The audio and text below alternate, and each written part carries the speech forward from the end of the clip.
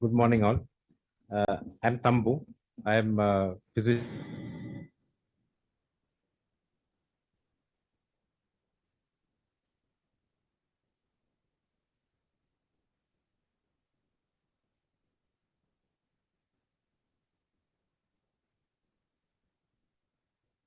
study designs, and then we'll move on to RC so that uh, just to give you a flavor of where we are and where we are and why we are headed in the RCT direction. The course is conducted by the McMaster University. Dr. Srikanth represents the McMaster University and the Population Health Research Institute there. And we have the Cochrane India CMC Vellore affiliate. Cochrane India is made up of many parts. I'll explain that. Uh, one more resource person is Dr. Mahesh, who will be coming later this afternoon. That's Vignesh. That's Dr. Mohan Kamath, who's the co-director of the Cochrane Center. Many of you may recognize Professor Pratap Tarian. He's our mentor in Cochrane, India, previously the director of Cochrane South Asia. And that's Dr. Azaraya, the librarian, and he's an excellent faculty for literature search. Dr. Prasanna is our head of the biostatistics department.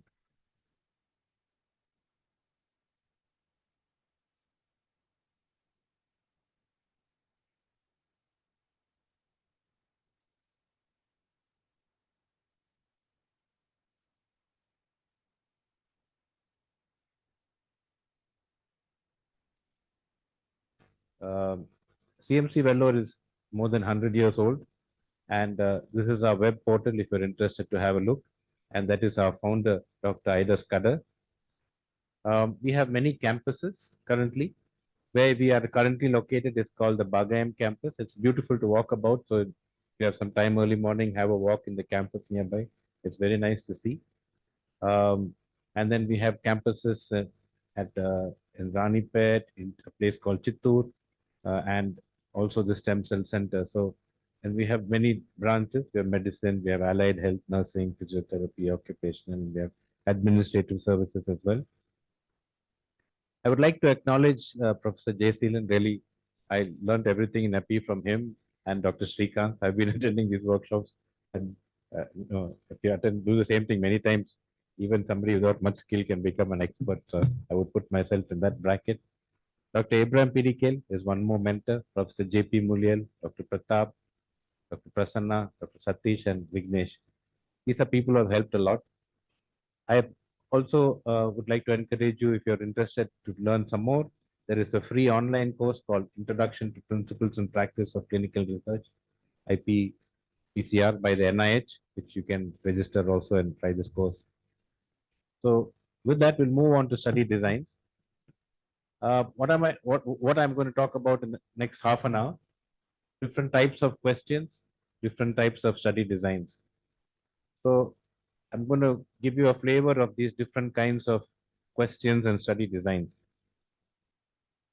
So if I've just taken COVID as an example, so you can ask, do healthcare workers have anxiety about COVID? What happens to patients with COVID? Who are the healthcare workers at risk for COVID? How do you prevent healthcare workers from getting COVID? How do you diagnose COVID? What are the problems healthcare workers face while taking care of COVID?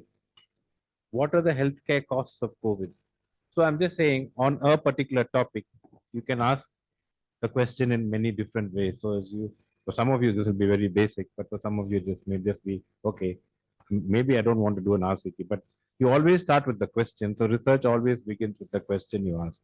You may know the area of interest that you want to work on, but you must ask, what is your question? Depending on your question comes to study design. And that's what I'm going to try to go through in the next half hour. So we can think of all studies as being classified as quantitative studies. Quantitative is where we take numbers and do statistics. Qualitative studies where we try to find out what people feel and think, which is equally important. And now increasingly, most studies are called mixed studies.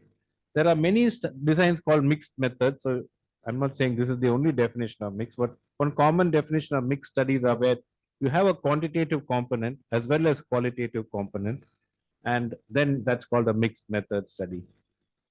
I'll talk about each of these designs briefly. Quantitative studies could be observational or they could be interventional studies. The observational studies, we don't do anything to anybody. We're just observing human life like a fly on the wall, like invisible man. So we can just report a single human being with an odd finding, a case report, many human beings with an odd finding, case series, cross sectional studies, case control studies, and cohort studies. I'm going to talk about in a little bit more detail. Intervention studies, also called experimental designs. One could divide them as quasi experimental and truly experimental. Our workshop is focused on this experimental designs where there is randomization, which is really the heart of that particular design. If that is the heart of experimental study designs, quasi experimental don't have that randomization. There are many quasi experimental studies before and after, non randomized comparison studies, difference in different studies, and interrupted time series. I'm sure there'll be many more. So these are some. Experimental study designs, they could be randomized control studies, cluster randomized trials, crossover trials, step wedge designs, and more. So this is just a flavor of the different kinds of studies that one can get. So do healthcare workers have anxiety about COVID? So this is a question, is there a problem? Like, the famous statement from the astronaut, Houston, we have a problem. So is there a problem? So when COVID first came, we didn't know how healthcare workers would respond. So people ask, what do healthcare workers feel? Do they get anxious? So that question, remember your research begins with a question. So the question here is there a problem? To answer the question, is there a problem? You must do a cross-sectional study that will tell you that, what is the level of the problem in that area. And this is a particular paper. The cross-sectional study is a one point in time study, also called a snapshot. And one can think of a tree which one has cut. And you can imagine the people in the yellow center as the people with disease and the pink people without disease. And then you have the people with disease may have some risk factor or may not have. The people without disease may or may not have some risk factor at that time. The risk factor is also called exposure at that time. This cross-sectional study gives you the idea of prevalence. At that point of time, you can come here, man. Uh, at that point of time, how many people have or don't have disease? So it's prevalence. That's one point. Do you have disease at this point of time or not? So to answer the previous question, was there anxiety in China? Because it began in China. We forget that in the Chinese, they published a lot of literature and we had to learn a lot from them. So they found that 12% of their healthcare workers were anxious about COVID. And especially those who were in direct contact with COVID patients had higher prevalence of anxiety. So that's one question, and that's the study design for that. What happens to patients with COVID? That's another way of asking the question. And if you want to know what happens in the future, one has to do the study design called the cohort study. And this is a paper I have taken again on the picture of COVID. So you have a group of patients with something common. You follow them up for some length of time. Some people have a risk factor, some don't have the risk factor. At the end of time, some people develop a new disease and some don't. So let me put it in simple words. You have a group of COVID patients. Some were diabetic and some were not diabetic. And you follow them up over a period of time and see how many are dead or alive in both groups. That gives you a snapshot of what a cohort study is we are following up. So to answer the question, what happens in the future, this is a good study design. They followed up 179 patients with COVID pneumonia, of whom 21 died. And among the risk factors, they found that older people had a higher risk for dying. And if you had pre-existing cardiovascular or cerebrovascular disease, there was a much higher chance of dying. So that in a snapshot is where we do a cohort study. We want to know what happens in the future. Who are the healthcare workers at risk for developing COVID? Here is a study published in the Indian Journal of Medical Research, which came out, and this was a case control study. India was very worried what will happen, how come some people will get COVID, some don't get. And this was a study done on healthcare workers, and it was a timely publication. So, how do you do the case control study? First, you identify some people who already have developed disease. This is a cohort study in reverse gear. You start off with people who develop disease, they already have the disease. Then you have people who don't have disease and you call them controls. So there's cases and controls. Now you look back in time and ask, hey, what were you doing the last few days, few months, few years ago that led you to get disease or not get disease? So you ask for history of exposure in the past. So it's quite a simple study design. It's a very neat, elegant study design. I'm trying to push all my PG students, postgraduate residents to case control studies because they're easy, elegant studies. So you can think of the healthcare workers who got COVID as the cases, healthcare workers who didn't get COVID as controls. And the question at that time, the hot topic was chloroquine. So the question was, did you take chloroquine in the past? Simple study finished, study done. So what did they find? They had 378 healthcare workers who had COVID, 373 controls, healthcare workers who didn't have COVID, and they just asked chloroquine. Did you take chloroquine prior to this? And 45% of the cases had taken chloroquine, 51% of the controls had taken, and you do some statistics, just and it didn't suggest there was a significant, because we may not agree with that p value and its interpretation, but that's how a case control study is done. Uh, how do you prevent healthcare workers from getting COVID? So then the question was, that was a case control study. Let us do a better study design. Can we do randomized control study? And this was a randomized control trial of hydroxychloroquine or chloroquine as a post-exposure prophylaxis for COVID-19. So people who are exposed to COVID, then can you then take chloroquine and prevent you from getting COVID? Just a small note. I wonder how many of you noticed Dr. Shrikant's daughter was the statistician on this particular paper as well, and this came from the US. So what did they do? You select a group of patients at risk. So these are healthcare workers at risk because they were exposed to, I mean, participants who were at risk because they were exposed to somebody with COVID. You randomize them into two groups. One group gets chloroquine, one group does not get chloroquine, and you follow them up to see how many develop disease. So they randomized 921 people, and then 414 received chloroquine. I won't go into these details now. We'll learn that later. And 407 received placebo. These numbers we'll learn to analyze later. And they found that 11% of those who took chloroquine developed COVID, as compared to 14% of those who took placebo. Again, the p value, and we'll learn the interpretation of that. So it suggests that possibly that post-exposure chloroquine didn't help you to, didn't prevent you from getting COVID. How do you diagnose COVID? Now, in the beginning, nobody knew how to diagnose it. And then the PCR became the gold standard after some time. And this is again a paper. I've taken all these papers from China just to show that that was the place where the research began, really. So they had to do some tests to diagnose COVID. So what do you do? How do you generally do? You have a people you suspect of having disease. So you always begin with people you think may have the disease. Then you do the world's best test on them. Previously called gold standard, but now we know that there is no perfect test. So now we say the best test in the world is called reference standard. All those people also get the new test. So you're trying to develop a new test. So everybody has to get the reference standard as well as the new test. And then you compare them. How do we compare them?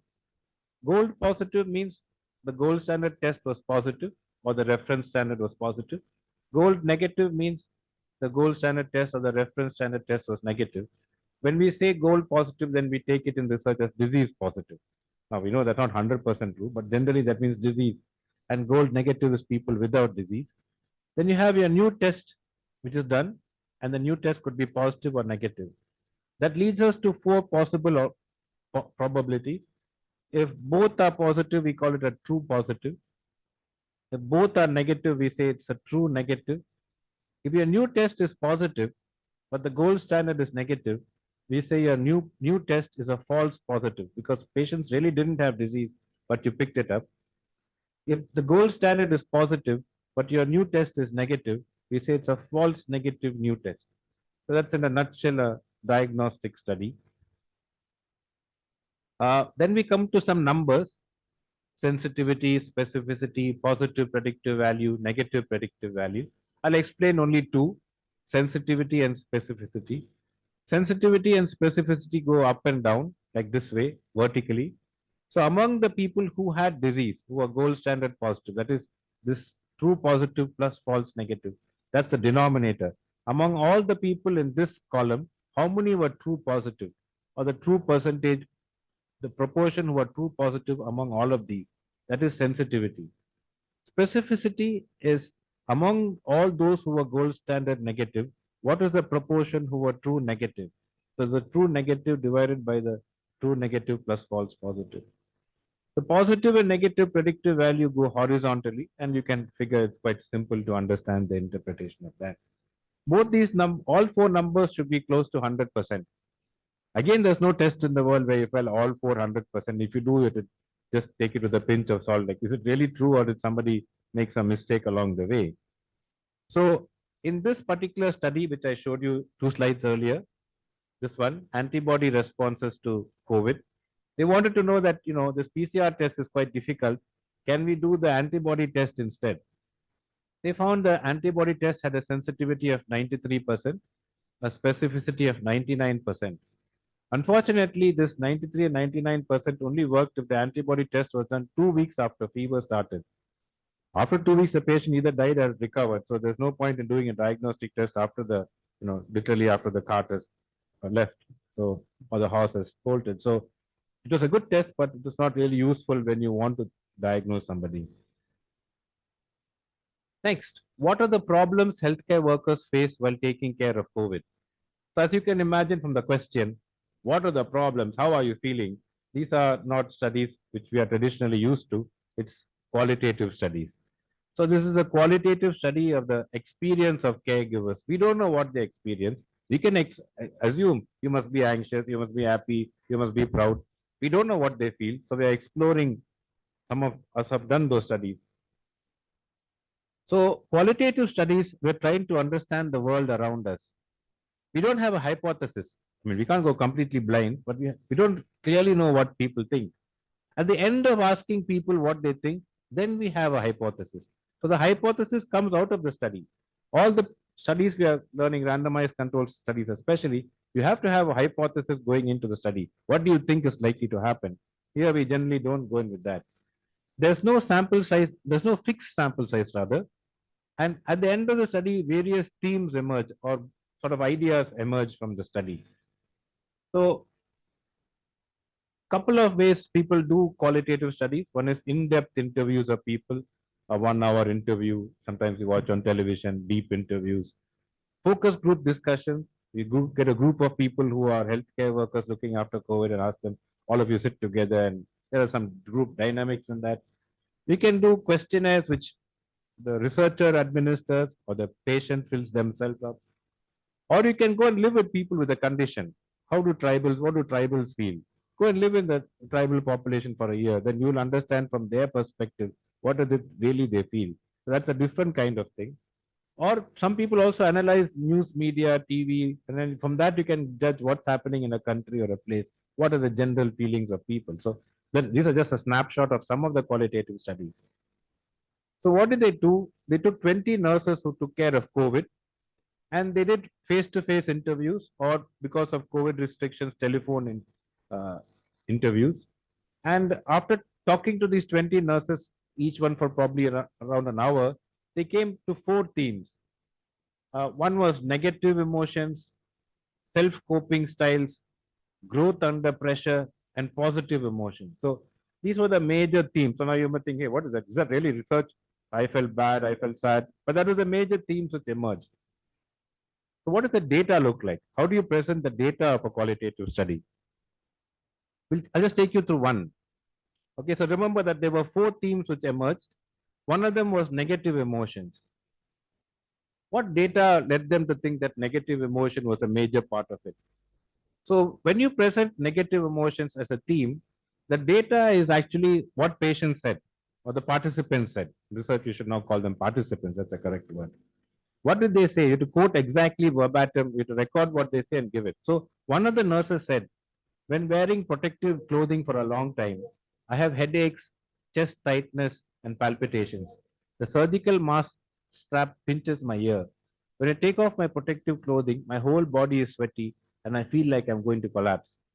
Now, if you're a healthcare worker, I think if many of us were in COVID, we can immediately identify with that. Oh, yes, correct. So that quotation directly from your subject gives you a clear flair of what people are feeling. So this is how the data is presented in qualitative research. You identify themes. You need to be a little bit of a social scientist to be able to figure out these themes, and you highlight it or back it up by giving exact patient quotations. So in the interest of time, I won't take you through the other themes, but it's there on your slides. What are the healthcare costs of COVID? So again, different countries spent humongous amount or small amount of money on COVID. So health economics is a new and upcoming field. It's sometimes added on to randomized control studies.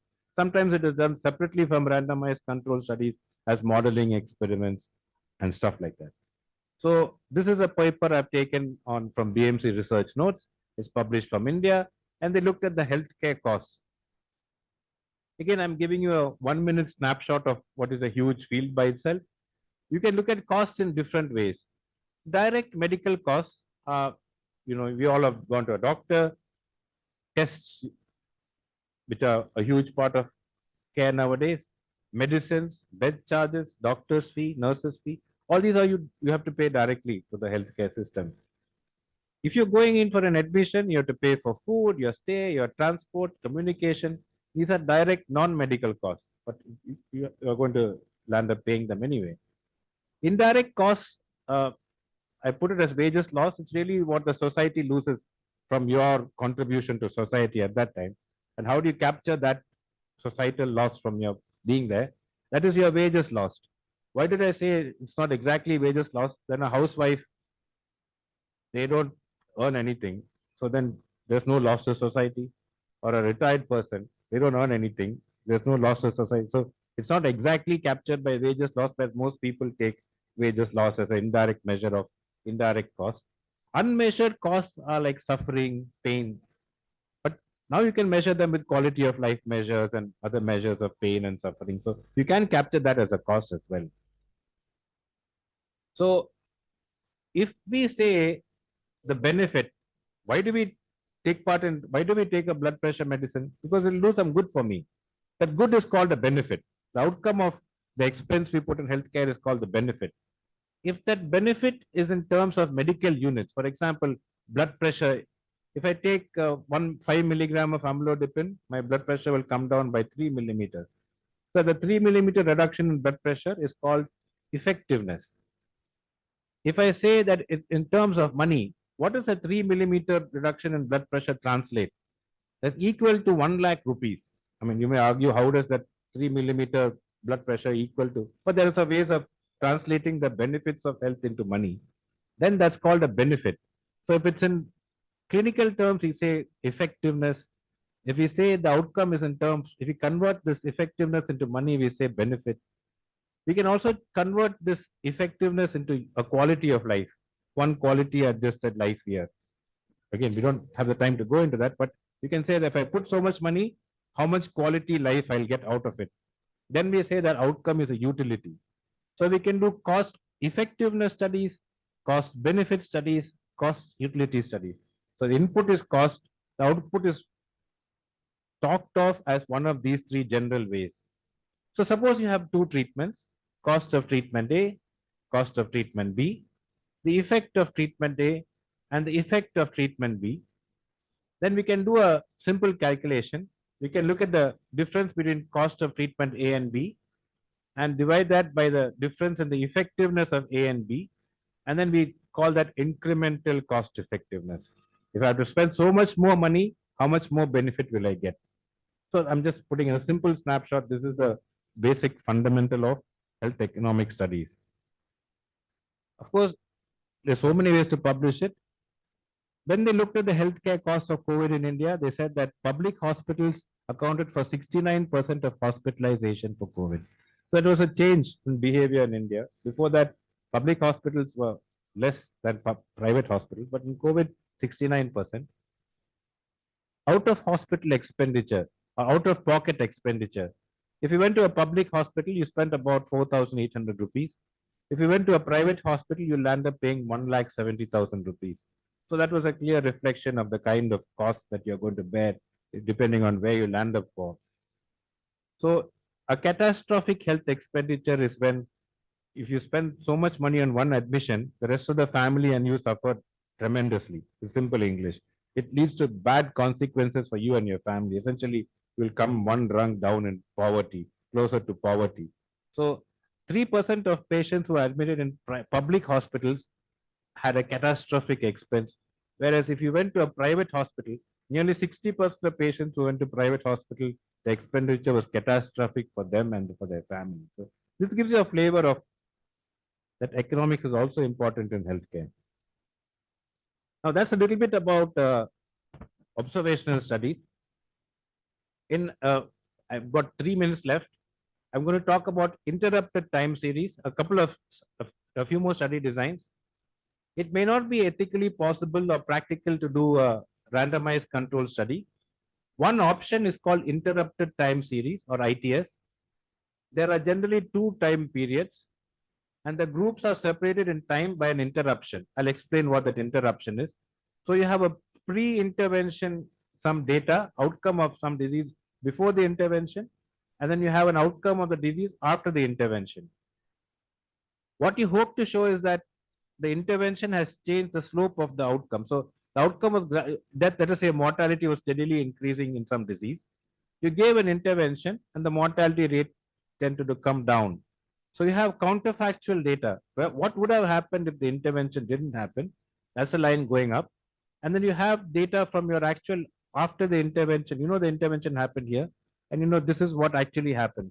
So this is the difference between having the intervention and not. So you have to model a little bit of the data for the counterfactual. So that's something you have to keep in mind. So interrupted time series are a neat design if you cannot do. So you use the pre-intervention period to predict or to model the post-intervention period. So this is an example. Social distancing, did it work in US? So in United States, this was the COVID cases change per day, and it was remaining stable. And the red line was when they decided to do social distancing, that is 3 meters distance and don't unnecessarily go out and in the supermarket and stuff. It takes a while for the intervention to work. So you can see that the data, there was no immediate change, but after a brief period of time, this was what happened. So one could imagine the counterfactual. This is where the cases changes per day should have been. And the difference between that and this, that is the effect of the intervention. And the similar thing, they did a state lockdown and they compared whether the lockdown or social distancing, what was the difference. So this is interrupted time series. There's another similar kind of one called difference in difference studies. So we have 2 groups of people and there's a constant difference in the 2 groups. One groups, there's an intervention which happened to this one group here and the group changed from here to here. So we know the counterfactual should have been there and this is where this group landed up. But we also have another constant difference between these 2 groups. So this kind of a study design where you have 2 groups, one group gets the intervention is called difference in different studies. So this is an example from COVID. I was just trying to use all the examples from COVID. So these are 2 different places. One is in Spain and one is in UK, Liverpool, UK, and this is Madrid in Spain. And they were looking at the effect of the Spanish lockdown. The Spanish lockdown happened here and the cases went like this. And this was the UK lockdown and the cases went like that. So you can compare what happened when this intervention happened. For this much time, UK lockdown didn't happen. So you can compare the difference between these 2 curves. And this curve looks very hodgepodge because the actual numbers. You can do a log scale to make the curves look beautiful. That's the only difference in the picture on the right. So that is a difference in different studies. The last of the quasi-intervention designs, I'm going to talk about regression discontinuity design. There's a pre-test and a post-test. It's called a two-group design. The same measure is used and it's administered before and after some program or treatment. So you have a test, that is a school test. One group of students get tuition, one group doesn't get tuition, and you do the test before and after. So the C is the groups assigned by cutoff scores. O stands for the administration of a measure, let us say a test. X implements a program, let us say tuitions, and then you have a score after that.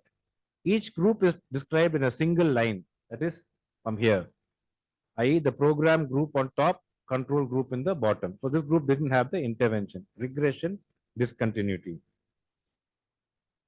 So then you have scores.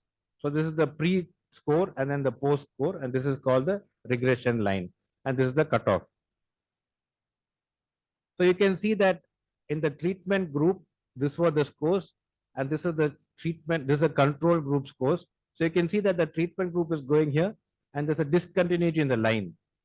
This should have been there, but this is what happened. So it's regression discontinuity studies. Sorry, I put a picture for it. This is the discontinuity here. At the cutoff point, there's a discontinuity between the two groups. So, for example, there was a decision taken that at a CD4 count of 200, antiretroviral therapy will be started. So they wanted to know what happened.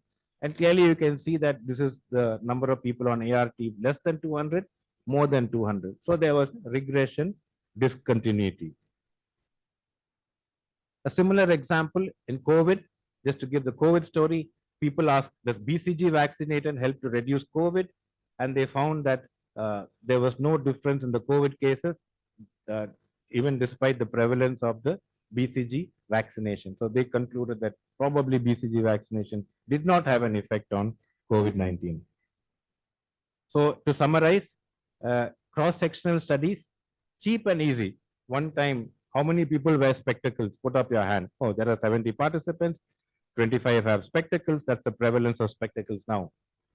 But it established association, but mostly not causality. And as Dr. Shrikant said, causality is really the heart of an RCT. You want to prove that A causes B. Recall bias, the people who wear spectacles may think, I watch TV a lot, whereas people who don't watch spectacles may not remember what they did. Confounders may not be equally distributed. There's something called a Neyman bias. I can explain that later.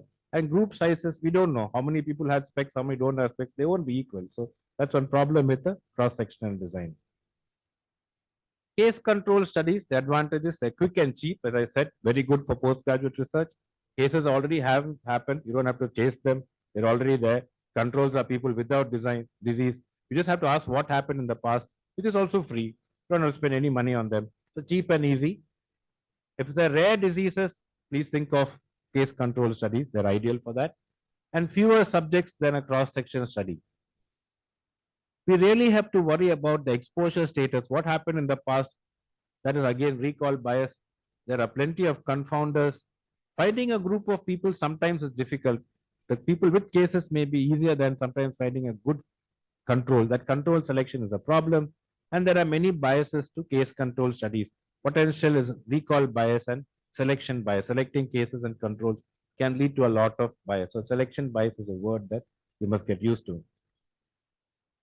What about cohort studies? They are ethically safe because you're not doing anything. You're just watching people and seeing what happens to them in the future. Subjects can be matched.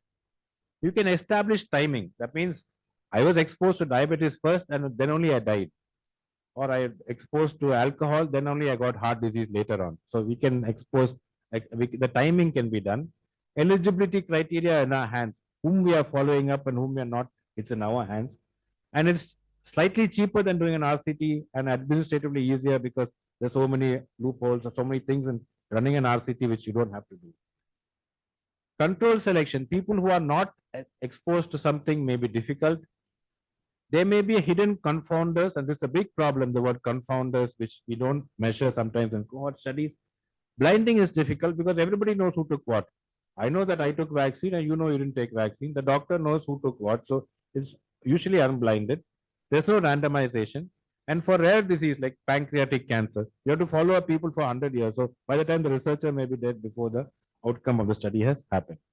Are ethically safe? Sometimes you have to be careful. There's a famous Tuskegee study where they followed up people with syphilis and didn't give them any treatment just to see the natural life history of syphilis. I'm sure all of us have heard the story. I'm sure there are many other horror stories. Those people have been blacklisted for having done that. But anyway, that's an example of unethical cohort studies also. Now I'll summarize with this last slide. When do we use each of these study designs? Now, this is taken from the Center for Evidence-Based Medicine in Oxford. It's a very nice slide. So it's there in your presentation. So just read this slide a little slowly. So remember I told you it's like mix and match. You have different questions. You have different study design. For each question, you have to choose the correct study design. So while we say RCT is on top of the pyramid, if you want to do a diagnostic study, then you should not choose RCT because that is wrong. If you want to find out the etiology of a disease, you must do case control study. So on this part is a question. How common is a problem? The best study design is a level 1 evidence. Next best is level 2, then level 3, level 4, and level 5. Sorry. So level 1 evidence, let's just take how common is a problem. So we do cross-sectional study. That is level 3. Better than that is systematic review simply is a collection of many identical studies. So the same question, the same population, the same outcome, you have many studies. Can I collect them all and put them together instead of taking only one study? That's called systematic review. So if I have to ask a question, how common is a problem? And I have many cross-sectional studies from all over India, I can do a systematic review of that by collecting all the studies from India and putting it together. And so the level of evidence goes better this way. What about treatment? Does this intervention help? Treatment. Mechanistic understanding. Now, many of you are from toxicology, so we always have the problem of snake bite. Do we have enough RCT on snake bite? Sadly, we don't. So we say, no, snake has got so much of venom and anti-venom has so much activity. So therefore, you must give so much of anti-venom. It's a purely mechanistic understanding. So currently, most of our guidelines are based on mechanistic understanding of how much anti-venom to give. Better than that, maybe case control studies. Better than that, maybe a cohort study. But best is to do a randomized control study. So much of anti-venom, so much of anti-venom, randomized control study. What is better than a randomized control study? A systematic review of many randomized control studies of snake bite anti-venom. Let us combine them all together. So you get the picture. So you have to start off with your question. What is your question? For each question, there's a good study design, which generally is a level 2 or level 3 evidence. And the best is to combine them together in a systematic review. Systematic reviews, the same question, the same study design. There are many studies. Combine them together and see what happens. That is systematic review. Dr. Srikanth mentioned in the morning, living systematic review. Generally, systematic review will take your hair out. So you want to get gray hair, do systematic review. So I'm not joking. It is a large, tedious process. Usually, randomized control studies are not done every day in a particular topic. So once in 2 years, systematic reviews are updated. That's a general guideline. COVID put everything on its head. Randomized control studies are, literally jumping out of the floor. So then systematic review had to be updated. They said once in 6 months. Then every 3 months. Then it became whenever new systematic review, whenever new RCT on a topic has come, then immediately the systematic review has to be updated. Those are called living systematic reviews. So as Sir mentioned, if you go to the BMJ website, or if you just Google NMA WHO, there's a living systematic review in WHO as well. So see the website, every day it will say, oh, new trial has come. There's a new evidence today. Like that, guidelines also are made. You can have living guidelines. The guideline may change from month to month instead of once in 5 years. So that's called living systematic review. It's a newer advancement, but you have a dedicated group of people who are going to be doing only that. So it's not for you and me to just jump into a living systematic review, but that's the next end of this therapy. So just to summarize, there are different study designs: qualitative, quantitative. Quantitative could be observational and interventional. I have some more slides given there. In the interest of time, I'll stop today. You can go through those slides just to say the purpose of a slide. There are screening slides, studies, and there are this studies and that studies. They all fit into this only, but people say, I've done a screening study. Then you'll wonder, nobody taught screening study. The purpose of the study is given the name of the study, but it will fit one of these study designs. I do apologize for a little bit over time. I'll hand over Dr. Srikanth now, and we'll start the next.